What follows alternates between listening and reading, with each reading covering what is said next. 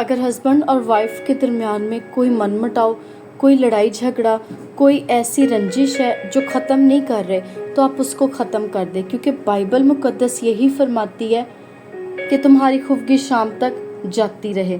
सो इसी तरह से वाइस की किताब उसका 4 बाब उसकी 6 आयत में लिखा, एक मुट्ठी भर जो चैन के साथ हो उन 2 मुट्ठियों से बेहतर है जिनके साथ मेहनत और हवा की चरान हो।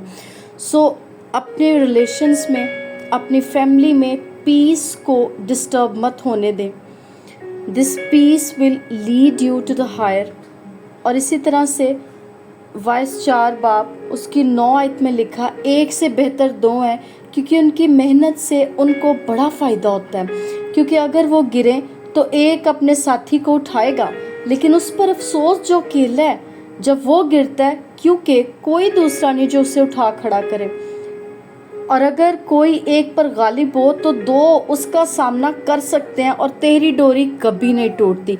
So remember this thing that आप एक दोनों के खिलाफ, आपस में एक दूसरे के खिलाफ नहीं है, बल्कि उस तीसरे को गिराना है। सो वो तीसरा उन सिचुएशंस के, उन तूफानों के पीछे की कोई स्पिरिट हो सकती है, उस गरीबी के पीछे की कोई स्पिरिट हो सकती है, उन कर्सेस के पीछे कोई ऐसी स्पिरिट हो सकती है जिसका आपको नहीं पता। आपको उसको गिराना, ना कि एक दूसरे के लिए खिलाफत दिल में रखते हुए एक दूसरे को गिराते जाना है। सो बाइबल यही कहती कि तेरी डोरी जल्द नहीं टूटती। सो खुदावन में बने रहें, रूल कुद्स को अपने साथ रखें।